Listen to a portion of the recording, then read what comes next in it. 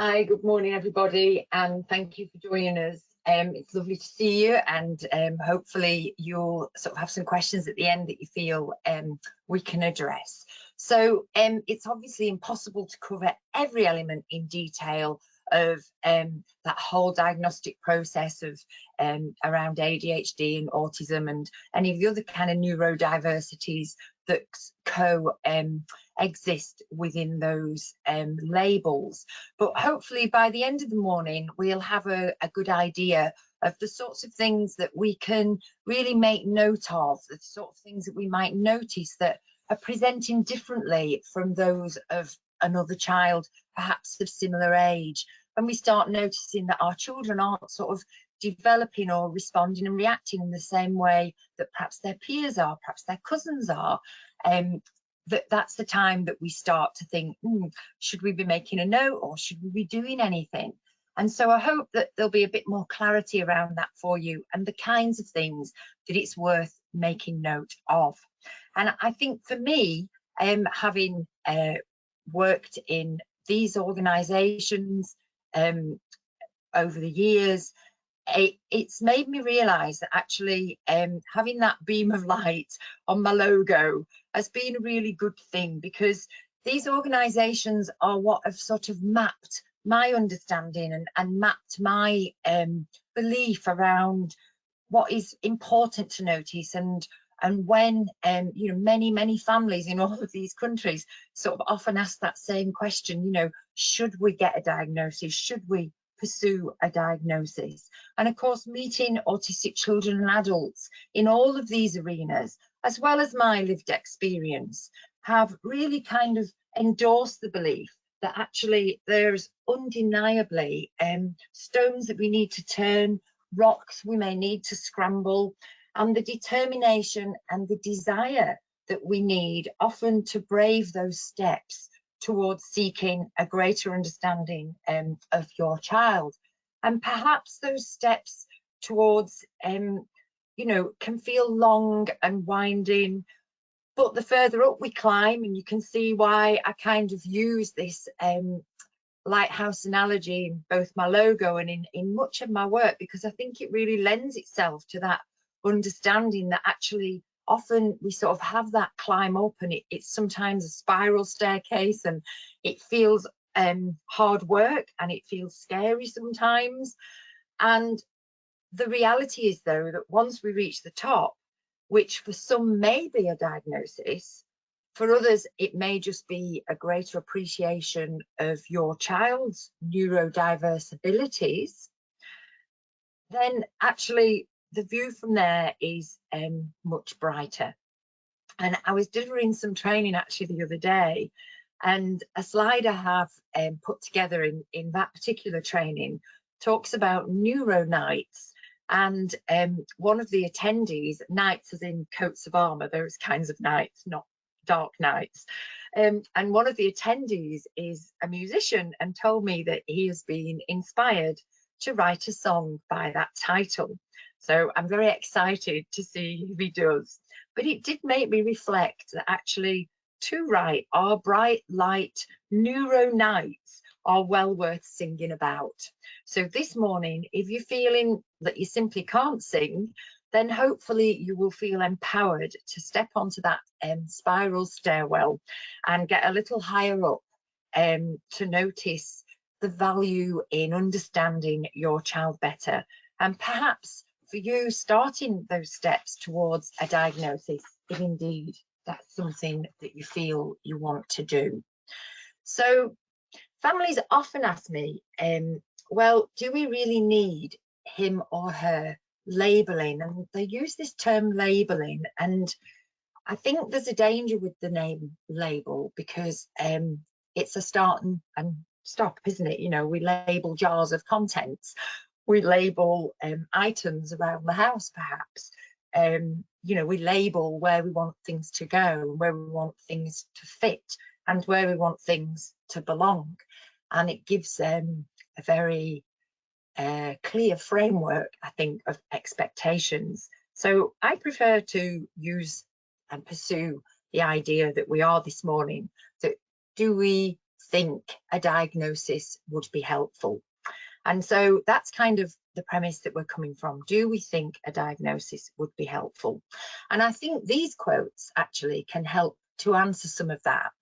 And this tweet from a lady called Brittany, she talked about the fact that the thing about ADHD is that it's actually great. I love the way my brain works. I'm funny and flexible and creative and adventurous. And my frustrations mostly stem from trying to force my ADHD brain to function in a non-ADHD word. So Brittany Bolle, a very well-known artist, musical artist, talks about her diagnosis. And then a young lady called Emily talking about the fact that walking into her autism assessment, age 16, she was terrified.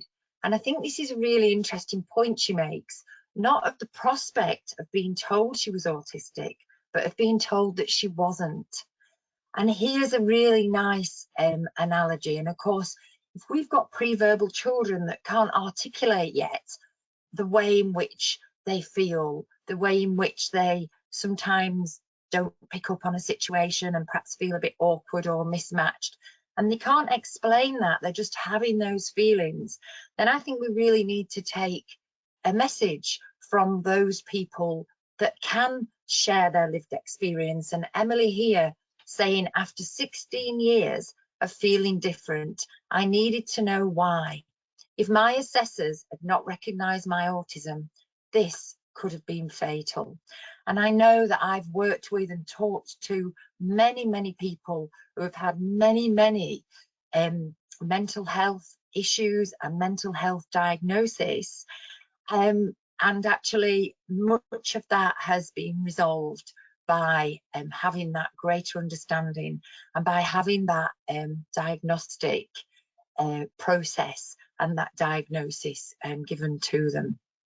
So a gentleman here of 63 told me that although I have managed for 63 years, I'm retired, I'm financially stable, and I'm socially compliant, I still have vestibular issues, brain fog, anxiety, fatigue, and mild headaches, usually brought on by visually busy situations that just won't go away. And he was very keen as well to seek a diagnosis, to seek a greater understanding. So, of course, there's no singularly correct answer to that question. But by virtue of the fact that you've joined this morning too, it's likely that in your heart and mind, you've some thoughts about the benefit that it may bring for your child, your family, and your child's caregivers and educators, that if they are aware of their neurodiverse uniqueness, then that's going to be, you know, a really helpful area to look at. And actually, it is only fairly recently, only in 2013, which I know 10 years ago isn't that recent, but it is in terms of medical understanding and moving on and being party to those evolving changes in research and understanding. And it was only about 10 years ago that it was actually clinically and medically acknowledged that a dual diagnosis could actually be helpful. And of course, now there's an even greater push to move away from a number of diagnoses and to give that more umbrella term of neurodiverse, neurodivergent. And I think in time that is something that we will see more frequently popping up. But I think there's also underneath that a kind of bubbling worry for many that we dilute things too much and we lose sight of the individual presentations and the particular elements that do impact. But I think in time and with evolution, we'll see some of those changes. And so I think in terms of our lighthouse, in terms of thinking, what are we noticing? So when we climb up those steps, very often our first step is to do with behaviour. And this is where I'm going to ask you to perhaps join in a little bit this morning. in just a moment. So if you are just listening in, and you can quickly sort of tap on to get involved with the chat line, then please sort of prepare yourselves to do that. Because what I want to do here is consider our steps towards diagnosis. And it can be beneficial for us to notice those particular areas with these umbrellas over them. So it might be that the first thing we kind of noticed was differences in behaviour, or maybe differences in play, maybe the way in which our child plays was noticed as different. It might be that we were noticing that our child was lining their toys up and not playing pretend, not sharing that play activity with anybody, wanting to keep that very much to themselves. And of course, developmentally, when we look at early years and we look at play and development, they are all processes and parts of those schemas, those ways of learning that we explain often as schemas, those ways of learning and understanding that we always notice in children. And of course, for some of our children, it's whether they were able or whether they were willing, and I don't mean willing as in, yes, I will, no, I won't. I mean able to be coaxed into sort of sharing and playing and having that joint interactive play, that shared play experience, and how that sat when they were younger. So often that's where we sort of focus on noticing. And it may be that the way in which they communicated was looking differently. It may be the way in which they commented or pointed things out or brought us in to their experiences, or conversely didn't include us in their experiences, that might have been different. And of course, it's incorrect for us to presume that for autistic children, they may have been reluctant to pull us into their experiences, and for ADHD children, they'd be very keen to pull us into those experiences.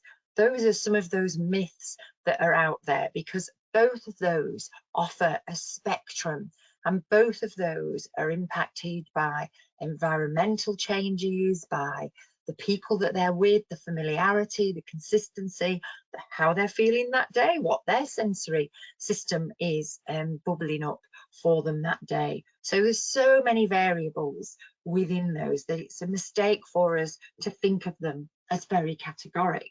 But it also is important for us to notice them and notice the changes. So what I'd like you to do is, in the chat line, considering those sort of steps towards a diagnosis, it can be beneficial for us to just reflect on these. So I'd like you to just put in the chat line if for you that's the kind of order in which you noticed primarily anything that is giving you concern. So did you perhaps first notice changes in behaviour? Did you notice changes in play?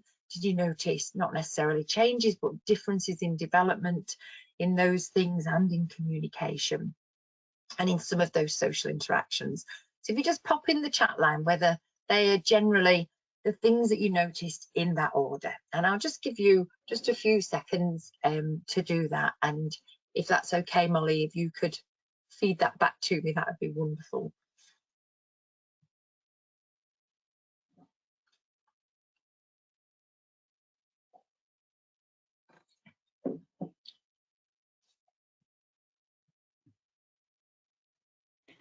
Yeah, most people saying communication first, behaviour, developmental communication, behaviour, social communication, then play, all four. Yeah, excellent. And that's exactly speech and language delay, as well as lining toys. Yeah. Development, mainly don't notice differences in development compared to other kids. Sleep was completely different, and my son played different. Yeah, absolutely. And those are exactly the things that I would anticipate us commenting on. But in terms of noticing for thinking about a diagnostic process, it's really good for us to consider how we're going to record those, how are we going to think about that, and notice those concerns in terms of that neurodiverse diagnostic process. And when we think about behaviour, it's too big a word really, isn't it? I mean, look at us trying to kind of dilute that in just a couple of moments there, giving a few examples, and thank you for those. But it's such a big word, isn't it? You know, it carries little explanation and little information really. It just is an umbrella term. So I was delighted in my recent experience of updating my social stories training with Dr. Carol Gray, and her reference was that the word behaviour should really be substituted for response and reaction. And I think that's really important. So a diagnosis is not going to be made based on behaviour. And it's fair to say that behaviour is often that first call out, and especially maybe in particular children with a particular presentation. And it's seemingly sort of more common to notice some of the play activities and the communication, whereas in actual fact we can sometimes overlook some of those social interactions, and they're a real crucial part of our whole diagnosis process. And they're a crucial part for both autism and for ADHD, the different ways in which we interact socially. And it's a really important point. And it's important that we kind of get rid of these myths really. It's a bit like that, you know, myth of ADHD evolved as sort of fidgety on the go sort of children, as in behaviour. And in fact, you know, a myth of autism is that children often don't seek affection and seek interaction. Again, a myth. So it's really important that actually we do remain more sort of pure in our understanding of reactions and responses, and think about those environmental influences as the triggers as well. So in terms of our diagnosis and our diagnostic process, it's really important that we're noting these areas of difference, and we're going to look at how we might do that just as we process through this morning. So we want to think about our social interactions. We want to make note of those. How are they different? And sometimes we kind of overlook those because everything else sort of becomes all-consuming. But in actual fact, our social behaviour, our social interactions, our understanding of how close we get to someone when we're speaking to them, our understanding of how friendly we are to the postman compared to how friendly we might be to our mum or dad or our auntie or uncle, and making those differentiations develops quite young in many children. But for our children, it might not develop in a very early stage at all. If at all, it might be something that we need to coach and work on. So noting those interactions are different is something that often, as part of a diagnostic preparation process, we can risk overlooking. And as you quite rightly said, thinking in terms of communication, those sorts of things are things that we perhaps do notice because we're seeking those regular milestones, we're seeking those measures to be ticked, and those sort of you know, age 2 checklist, the chat process that happens at the 2-year check, looking at that childhood autism test and seeing if there's any sort of alarm bells there. But often the alarm bells have been ringing in our hearts and minds long before we seek professional support and professional input. But I think this morning, one of the valuable things to consider is when those alarm bells are ringing, where are they ringing, and how can we make note of them so that they can be useful and helpful to us should we decide to go down that diagnostic route. So I'm going to just give, as I said, we can't cover everything in an hour, but I'm going to give a few examples, excuse me, of how we might be able to just dip in and out of some of these specific areas.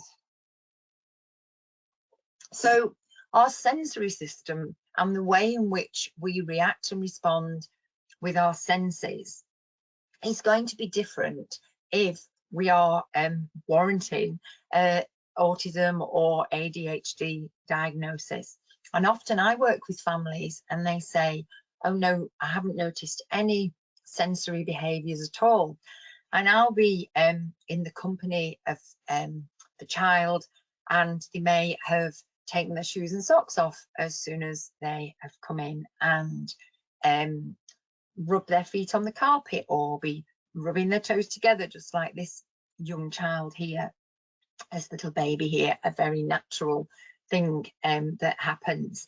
But when you're sort of getting a little bit older and you're still taking your shoes and socks off and rubbing your toes together at sort of, you know, 9, 10, 11, then it's actually becoming a less usual behavior, but not one that we always note as being part of our sensory system. So it might be that we've got used to many of the behaviors of our children and we don't actually notice them as being specific to part of that diagnosis process that worth noting. So bare feet rule okay. I'm a great one for bare feet. But I met a little one called Leah many years ago, and she was behaving, having some difficulties, I should say, in school, because she was desperately desired to have bare feet. And she would take her shoes and socks off every morning and hurl them at the teacher. And of course that, you know, in itself was creating a bit of an issue. But it turned out that actually her sensory system could not cope with her feet being confined. And she also, the communication side of things, so this complex communication, she didn't know where to put her shoes. So she wasn't trying to be aggressive, she wasn't trying to be disruptive, she just didn't know where to put her shoes. And she knew that a grown-up was the person to help her with that. So throwing her shoes really, you know, for her was her complex way of communicating that I can't stand my shoes on and I need to know where to put them. So can you help me out here? So once we understand that and we don't start going down the wrong rabbit hole with managing behavior, then we can really have success. And luckily that's what we did. So we introduced a little basket that sat under her chair in school, and she wore a pair of Crocs that she had decorated herself, and she just wore them when she was moving around indoors at school. And of course, for the majority of the time, she was able to go barefoot. Now at the time, and I'd like to say that, you know, it was actually, what, 6 years ago now. So I'd like to say that things have changed and there's more flexibility in school, but I think you know and I know that that is dependent on a huge rake of things that we can't go into right now. But at the time, there was a real reluctance to allow her to be able to sit barefoot on her chair, because there was concern from the teacher that all the other children would want to be barefoot, bare feet in class. And we kind of had a conversation around, well, if they did, does it really matter? And I always compare it to when water was first introduced in school. I was working in school in that era, and there was a lot of concern and hoo-ha's around how distracting having water available all the time was going to be, and how children were going to be running in and out to get their water, and it would cause chaos. And actually it didn't. It settled down very nicely.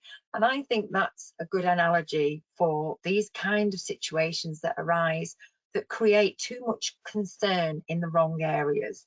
Actually, the majority of children want to fit in. The majority of children want to comply, and the majority of children want to be the same as everybody else. And so it's unlikely that just because 1 or 2 children in the class need bare feet in order to concentrate and sit more still and be able to work better and learn more easily, doesn't mean to say that everyone else will be wanting those things. So in summary, we may notice differences in sensory processing and differences in how we make our needs known. So differences in communication. So those are things that we need to be noting down. Those are things that we need to be making note of. And then we also need to making note of how repetition looks in our child's life, how their focused interests look in our child's life. And it is an area of, I know what I like and I like what I know. And Austin Riley, a Canadian autistic racing car driver, and Lewis Hamilton, an ADHD racing car driver, obviously, have really kind of got that special and repetitive interest, and it's taken them places. So we may notice that in our children that these sometimes compensatory activities, calming activities, they may be getting in the way of doing anything else. And it's just important that we notice these, but actually they may also be a vehicle to their skills, their abilities. They may be an indication of actually where their interests potentially will be able to take them and where those interests will go. But again, in terms of what we're thinking about today, in terms of what we're noticing, the notes we need to make. So we don't just want to witness and see what's going on. We want to be documenting it, because documenting it helps in terms of seeking RGP's referral onwards, and in terms of talking maybe with a SENCO at school, because sometimes it's very much the case that behaviours, communications, those responses and reactions, much more useful way to think in terms of. So those responses and reactions may be very different at home to what they are at school. It may be grandma or auntie or someone else's home reveals those different types of reactions and responses. We may see more repetition when we're in a less familiar place. We may see more focused interests. We may see more sensory behaviour. We may see changes in our communication. So all of these things are worth noting.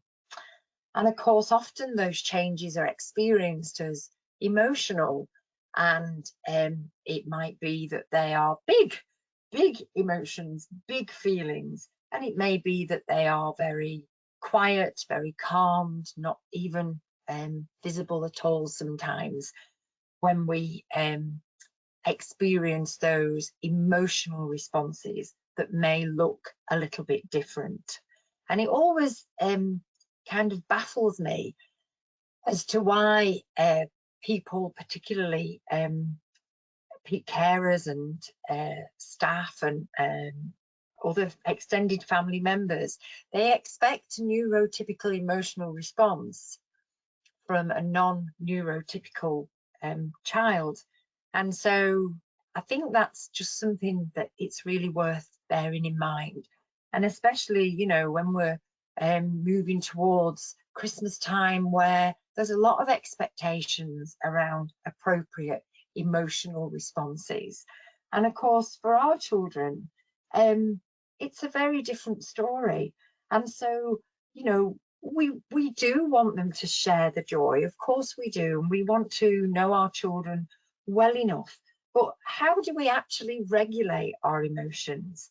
The external social influences, the kind of reading that situation is how we often have to regulate our emotions. We know it's fine to jump up and down and clap and shout at a rugby match, or football match, but we change how we work in terms of being in the office if something wonderful happens. And so many of our children aren't aware of that, and they put the same energy and enthusiasm into every emotion.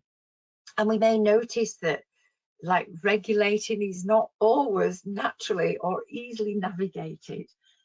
And let's be honest, even for ourselves, for adults, it's delicate and fragile, and it's a difficult balance to get right. And I attended an awards ceremony with a young man who had won recently, and he rejoined our table. And I said, Sam, I think people may wonder if you are pleased or not, because you don't appear very enthusiastic. And he told me that his teacher had told him his enthusiasm was for the football pitch and it should stay there. And I really that resonated with me massively, because it resonated with me to note that actually that literal understanding, when applied to even our emotional regulation, can really take us in a kind of direction of self-regulating that we don't necessarily want to see. So I think, again, you know, we can't go into all the ins and outs of every situation this morning, but we can pinpoint the areas that it's worth noticing. We can pinpoint the areas that it's worth documenting. And I don't mean writing a lengthy epilogue to read out to our GPs, but I do mean making a diary with these headings, maybe with headings of regulation, emotion, communication, reactions and responses, social interactions, social enthusiasm, social behaviour. So it may be that actually, as Sam did, those very literal ways in which our child interprets things and decodes things differently, perhaps literally. You know, Jules absolutely loved washing machines, but one wet winter's day when we went to look at them in an appliance shop, I remember that she insisted on taking her wellies off because she wasn't allowed to wear her boots indoors. And I actually, you know, come to think of it, on the same trip, I had a little boy who took a wee in a display toilet as well. So I suppose all in a day's work, as they say. But the exclamation mark there is there on purpose, because I think often our children's literal understanding, our children's literal behaviour, literal interpretation towards life is what gives us the biggest smiles, and we sometimes share those stories. I know my experience of the little boy weeing in the B&Q display toilet was definitely one that's brought a number of smiles to people's faces, and to mine over the years too, although I was glad of Blue Roll at the time. But it's that important thing, isn't it, that actually, as Anne Baushi in her book, Parent to Parent, she comments that actually a sense of humour is often like the suspension in a car, and she says it won't change the ride, but it will make the experience a little bit more comfortable. And so I hope that is the case, that actually we are able to enjoy our children's way in which they interact, react, interpret, and regulate themselves and experience the world. And I still get such joy and such pleasure from seeing the world through the eyes of the families and the children that I am completely privileged to meet. And you know, I was working with a little boy this week, and just the way that he, you know, was keen to lock his bike up and go through the routine and the process in such a safe and regulated way. And you know, there was a real admiration there that actually, you know, not all 10-year-old boys will be so kind of self-regulated and self-disciplined to make sure that they've locked their bike up and the keys hung back where it needs to be when they get home from being out on their little ride. And so I think you know, that focus on detail, the way in which our children look at the world, how they see the world, is really, really valuable for us to notice. And so whilst we're noticing it often with joy and sometimes, you know, with anxiety, I think the truth is that when we've done all this noticing, we may realise that things don't always align up, and that we experience sort of different responses and different reactions, and that often they can depend on the kind of the WH words and the who they're with, the what is being thrown at them, what's their experience, the where they are, and the when that is happening. But if we are wanting to take note of these points for steps towards diagnosis of ADHD and autism, then what is important is that we do actually notice, we do actually see what's happening. And so sometimes we're faced with these kind of eclipse moments where one thing hides another. And a newly diagnosed teacher actually recently told me that a few people had suggested that she's newly diagnosed with autism, and she was saying that a few people had suggested that she seeks an ADHD diagnosis, but she herself thought that because she loves routine and structure and is in no way spontaneous, that she couldn't possibly have ADHD as well. So actually an eclipse can fool us into seeing things in less dimensions, and the whole benefit of a push towards a diagnosis, towards that broader term of neurodiversity, is to try and move away from that linear mindset, that linear idea that actually that's autism, that's ADHD, and the two can't possibly eclipse. But indeed, you know, the approaches and the strategies and the way in which we support each individual might need to be very tailored. But actually, it also sort of is important that we form as full a picture as we possibly can, and avoid sort of what we see as one diagnostic profile shaping a kind of rule in or rule out process. I think that's the last thing we want to do. We don't want to be saying, well, I can't have this because of that, or I can't have that diagnosis because that's not happening. I think it's important that, you know, we do realize that sometimes these things do eclipse and they do counterbalance. So it might be that you are an ADHD person who has autism, and so you may love routines, you may love organization, you may be an ADHD person that loves those things too. And I think this is the difficulty in many ways of thinking about diagnosis, that actually it's not, we haven't got any categoric one size fits all, but we have got all of the things that we've mentioned this morning that we need to consider, that we need to bring into play when we are approaching our GPs, when we are approaching Senkos, when we are airing our concerns.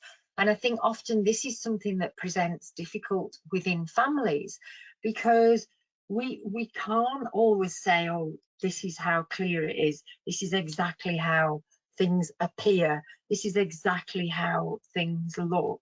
It is sometimes this shadowed, this blurry edges, this eclipse of what's going on.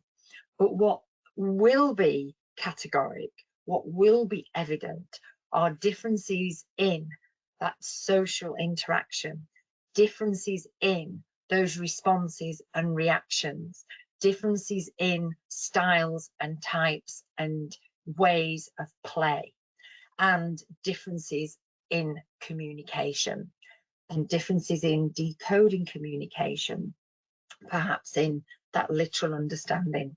And as a result of all of those differences, then obviously we experience differences in emotions, in emotional regulation. But I would really encourage you to think about pursuing, if you're listening in today, think about whether pursuing a diagnosis will be really the way that you do feel it could be helpful to move forward, and not fear that diagnostic term, because often it opens up, as our quotes from our tweets explained, that level of self-understanding as well. So I think in summary, what we need to be considering is, if we are thinking it, then it's probably worth sharing it, and share it with a loved one, share it with a professional, with a friend. Ask questions.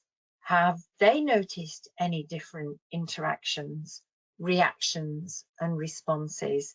And where have they noticed those? And what do they look like? And make notes of those.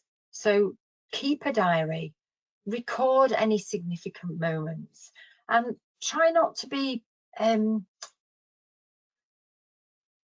want to word it really carefully, because it happens a lot within couples. So try not to be convinced by a partner or another loved one that you're worrying unnecessarily, that your concerns are coming from nowhere, because gut reaction and gut feelings are often the right things to listen to.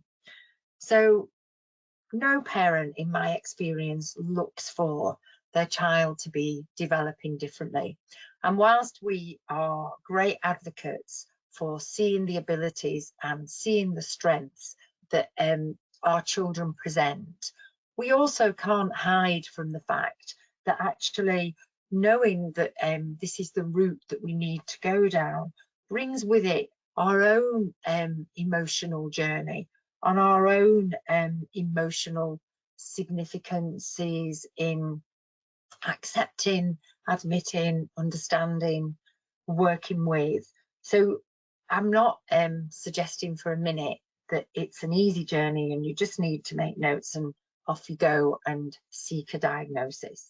I know that's a hard journey and a difficult decision for lots of families, but actually once those journeys are undertaken and once those decisions are made, particularly once people get a diagnosis, it's often then that their understanding opens up, and that their receptiveness to different situations is more successful, because they can plan better for it. They can plan with understanding. And so make notes, keep a diary, record any significant moments. And the next step, of course, is then to think about approaching your GP, your health visitor, school, your nursery SENCO or your school SENCO. And don't be put off. You have a right to request an assessment, even if it is a lengthy process. And again, you know, we could talk lots today on how long that process might be, but in reality, it's a process that is worth starting. So taking as much information as you possibly can along with you is a really productive and positive start, because it helps with that whole process to move a little bit more clearly. And all local authorities have a diagnostic assessment process. And so to find out yours and to find out how your area works, you can inquire at your local health centre or at your GP practice. And the National Autistic Society also hold a register, and you need to go to www.autism.org.uk and the ADHD Foundation also have information on supporting and seeking a diagnosis as well on their website. So don't lose sight of that bright lens that actually is waiting to shine, and the fact that that bright lens has been there all the time. And I often say to families who sort of say, oh, you know, we've got a diagnosis now and we don't know what to do with it, we don't know where to go with it. The reality is your child is that same child that they were yesterday, last week, last month, last year. All that's happening is that we're polishing that light so that actually we can see that light better, we can understand that light more, and we can help that light to shine more brightly. But it's still that same little light that was there all along. So I hope that this morning you've heard enough to help you on those first steps. If you are someone that's listening in because you are having those early concerns and early niggles around, is there something different in my child's development? And I really encourage you to not hold back. I encourage you to support your child and support yourselves and each other in seeking that greater understanding, because that can only be a win-win situation. And the references are there for you for a little bit more information with the ADHD Foundation, with autism.org.uk, and obviously, as always, if there's anything that I can particularly help anyone with that perhaps I've mentioned this morning, then please do feel comfortable to contact me either via the With a Slack group or directly. And thank you very much for listening in this morning. That was brilliant. Thank you, Anne-Marie. We've had absolutely loads of questions coming in, so we'll try and get through as many. Yeah, okay. So we'll try and get through as many as we can. First one is, my 5-year-old school is very supportive and his current teacher even more so. But while we see lots of behaviours that gel with an autism diagnosis, he doesn't have meltdowns at school and he's academically very good. So we've been told he might get refused. Do you see a benefit to going private instead? And is there anything I can look out for? I, his mother, am diagnosed autistic by the NHS, and if anything, his traits are more pronounced than they were for me. I'm worried he'll crumble in secondary school, as I did without an awareness of his neurodiversity. I think 100% pursue that diagnosis, and I think it's a kind of difficult reflection on our state of affairs that people are more and more seeking a private diagnosis, and they are absolutely available, although not always readily available. And that's something that you can get information from those two websites, from the ADHD Foundation and from the National Autistic Society, on pursuing a private diagnosis. It's a hard answer, isn't it? Is it worth it? Well, I think it's probably, the difficulty is if school are reluctant, then I have heard schools saying, well, we don't take note of a private diagnosis. But as far as I'm concerned, if your diagnosis has been done by an accredited assessment and an accredited psychologist, then it's very difficult for school to argue that that is not a firm diagnosis.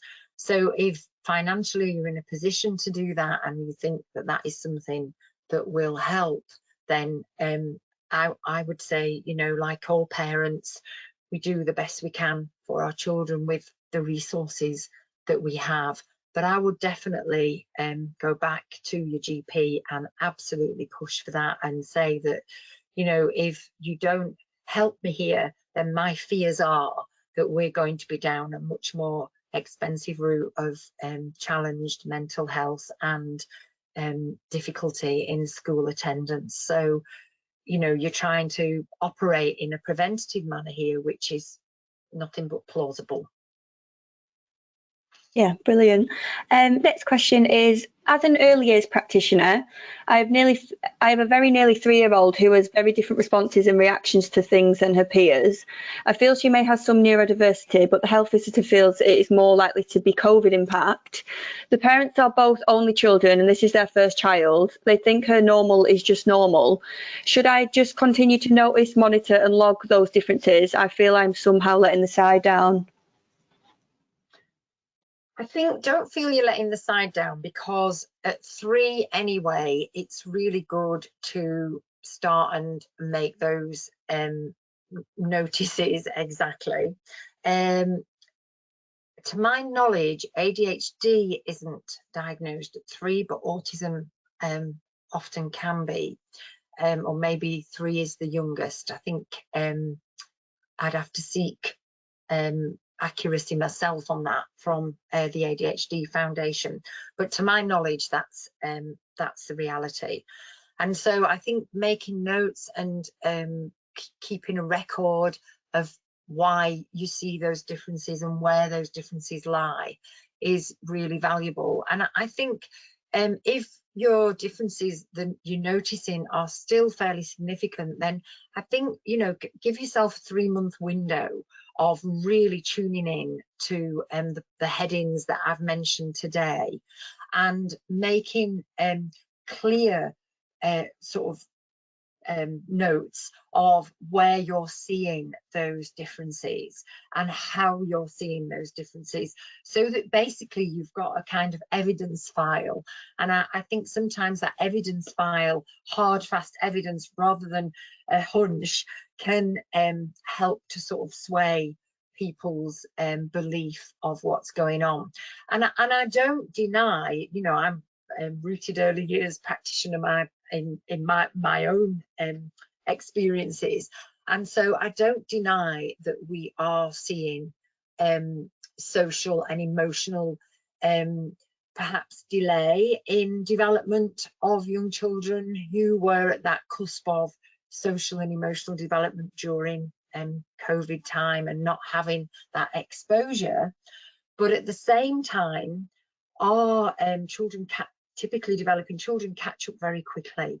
And so if you're feeling that she's very delayed in that whole catch-up process, then I think it's not helpful to the child to not pursue concerns if you've got them.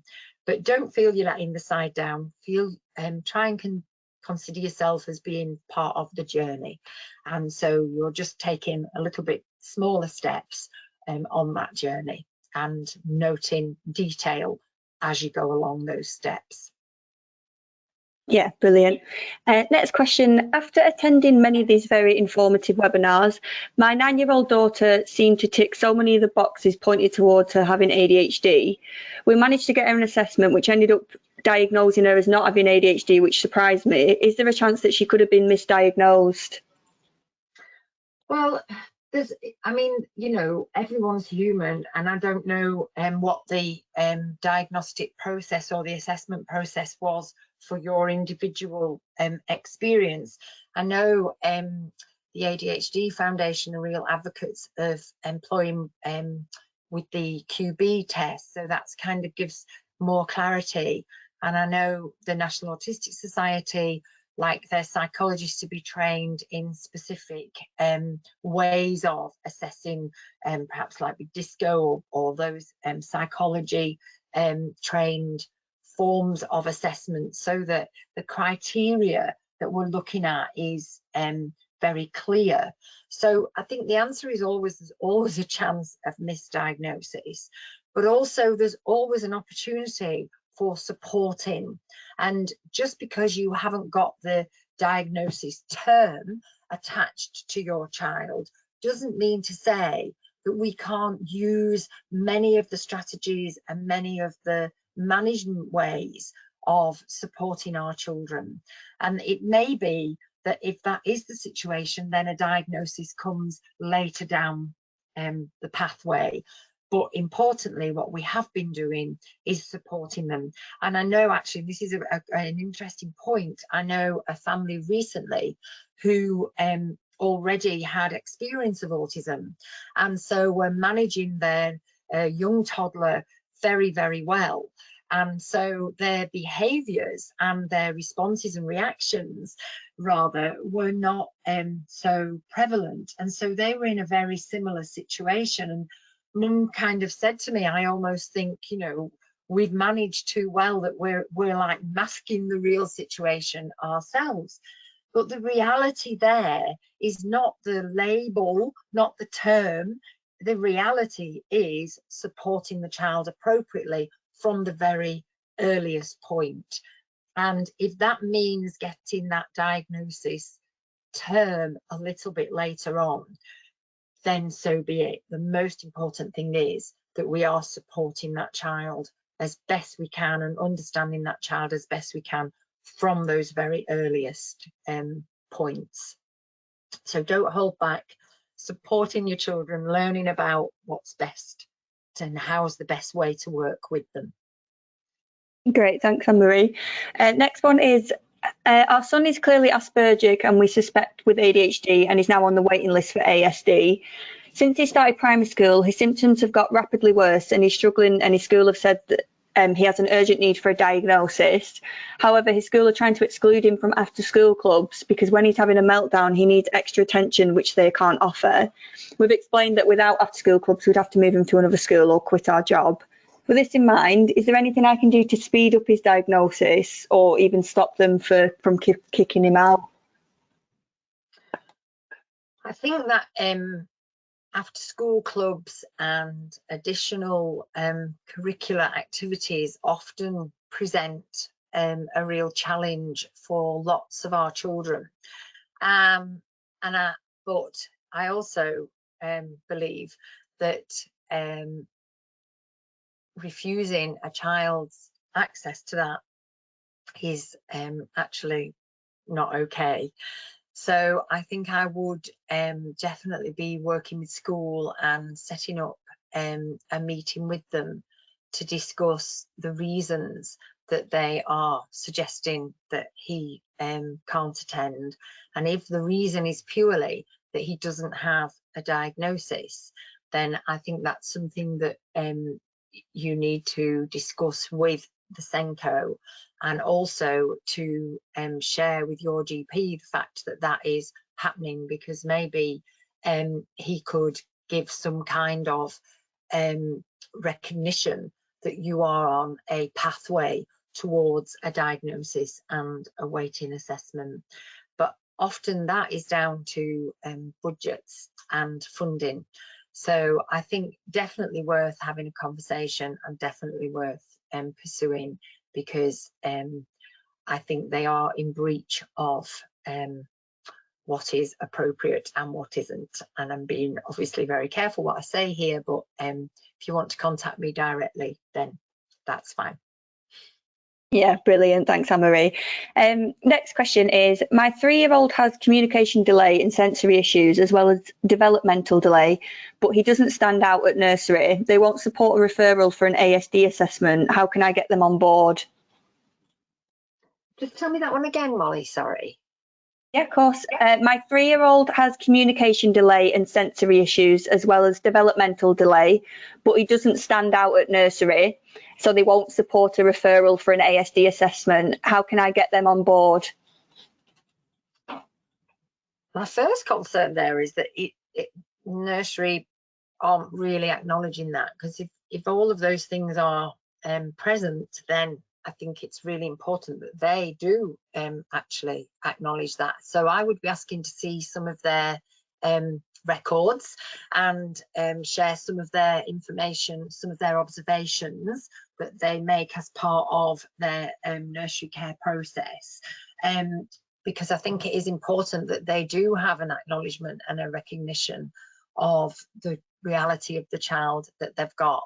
And sometimes parents struggle to get nursery or school on board, and it's probably as well to try your best, but also to pursue an assessment via another pathway. So perhaps your GP or your health visitor and to go down that pathway if school or nursery aren't open to that discussion.